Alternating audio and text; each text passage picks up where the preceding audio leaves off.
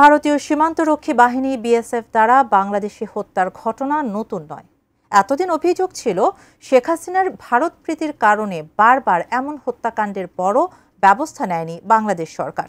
তবে পরিবর্তিত এই পরিস্থিতিতে আবারও ফেনীর পরশুরাম সীমান্তে বিএসএফের গুলিতে 2 বাংলাদেশি নিহত হয়েছেন।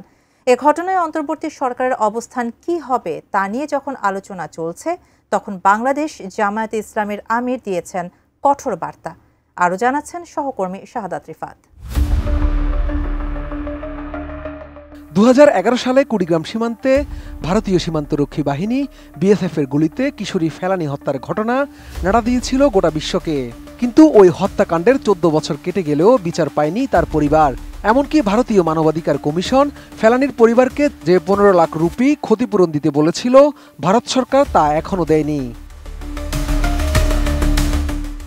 শুধু ফেলানী নয়, সীমান্তে ভারতীয় সীমান্তরক্ষী বাহিনী বিএসএফের গুলিতে প্রায়শই প্রাণ হারান বাংলাদেশিরা। মানবাধিকার সংগঠন আইন ও সালিশ কেন্দ্র আশোকের হিসাব অনুযায়ী 2024 সালে বিএসএফের হাতে মোট 30 জন বাংলাদেশি সীমান্তে নিহত হন। নিহতদের মধ্যে গুলি করে হত্যা করা হয়েছে 25 জনকে। এর আগের বছর 2023 সালেও নিহত হয় 28 জন, যার মধ্যে 24 জনকে গুলি করে হত্যা করা হয়। এই সময়ে আওয়ামী লীগ সরকার ক্ষমতা থাকায় অভিযোগ ওঠে শেখ হাসিনার ভারত প্রীতির কারণে সীমান্তে কোনো হত্যার বিষয়ে কঠিন অবস্থান নেয়নি বাংলাদেশ সরকার। বিশ্বমানের থার্মিক্স রড, সালাম স্টিল থার্মিক্স, দেশের একমাত্র থার্মিক্স রড। তবে প্রধান উপদেষ্টা ডক্টর মুহাম্মদ ইউনূসের নেতৃত্বাধীন অন্তর্বর্তী সরকার গঠনের পরেও থেমে নেই এই হত্যাকাণ্ড। ঠাকুরগাঁও, সুনামগঞ্জ, চুয়াডাঙ্গা, ব্রাহ্মণবাড়িয়া সহ দেশের বিভিন্ন সীমান্তবর্তী এলাকায় গুলি করে বাংলাদেশিকে হত্যাকাণ্ডের ঘটনা ঘটেছে একাধিকবার। সবশেষ 24 জুলাই আবারও ভারতীয় সীমান্তরক্ষী বাহিনী বিএসএফ 2 বাংলাদেশিকে গুলি করে হত্যা করেছে। ফেনীর পরশুরাম উপজেলার বাঁশপদুয়া সীমান্ত এলাকায় গভীর রাতে এই ঘটনা ঘটে বলে জানিয়েছেন বিজিবি 4 ফেনী ব্যাটালিয়ন অধিনায়ক লেফটেন্যান্ট কর্নেল মোহাম্মদ মোশাররফ হোসেন। এ ঘটনায় গভীর উদ্বেগ প্রকাশ করে জাতিসংঘের অধীনে সুষ্ঠু তদন্ত দাবি করেছে বাংলাদেশ জামায়াতে ইসলামী। 25 জুলাই জামায়াত আমির ডক্টর শফিকুর রহমান এক বিবৃতিতে এই দাবি জানান। বিবৃতিতে ডক্টর শফিকুর রহমান বলেন, মধ্যরাতে বিএসএফ ফেনীর পরশুরাম সীমান্তে মিল্লাত হোসেন ও লিটন নামে 2 বাংলাদেশি যুবককে গুলি করে হত্যা করেছে। এতে আফসার নামে অন্য এক যুবক গুরুতর আহত হয়েছেন।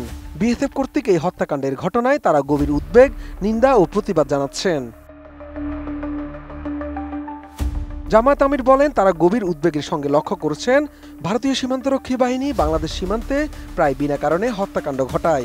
ভারত বাংলাদেশ সীমান্তে হত্যাকাণ্ড শূন্যের কোঠায় নিয়ে আসার জন্য ভারত বারবার প্রতিশ্রুতি দিলেও হত্যাকাণ্ড ক্রমাগতভাবেই বাড়ছে। সীমান্ত হত্যা নিয়ে কাজ করা মানবাধিকার সংস্থা অধিকারের প্রতিবেদন তুলে ধরে জামায়াতের আমির বলেন, এসব হত্যাকাণ্ড ও ঘটনায় আজ পর্যন্ত কোনো তদন্ত, বিচার কাজ সম্পন্ন হয়নি। ভারত বাংলাদেশ সীমান্তে বাংলাদেশিদের হত্যাকাণ্ডের বিচার না হওয়া খুবই উদ্বেগজনক। পতিত ফ্যাসিস্ট আওয়ামী লীগ সরকারের নতজানু ও দুর্বল পররাষ্ট্রনীতির কারণেই ভারত বারবার বাংলাদেশ সীমান্তে হত্যাকাণ্ড ঘটিয়েছে এবং এখনও ঘটাচ্ছে। এসব হত্যাকাণ্ডের জন্য পতিত আওয়ামী লীগের ভারত তোষণ নীতিই দায়ী।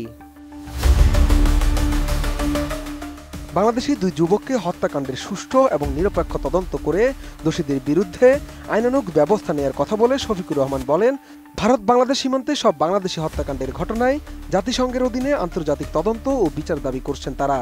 এই ব্যাপারে প্রয়োজনীয় পদক্ষেপ গ্রহণ করার জন্য বাংলাদেশ সরকারের প্রতি আহ্বানও জানান তিনি। শাহাদাত রিফাত, ATN নিউজ, ঢাকা।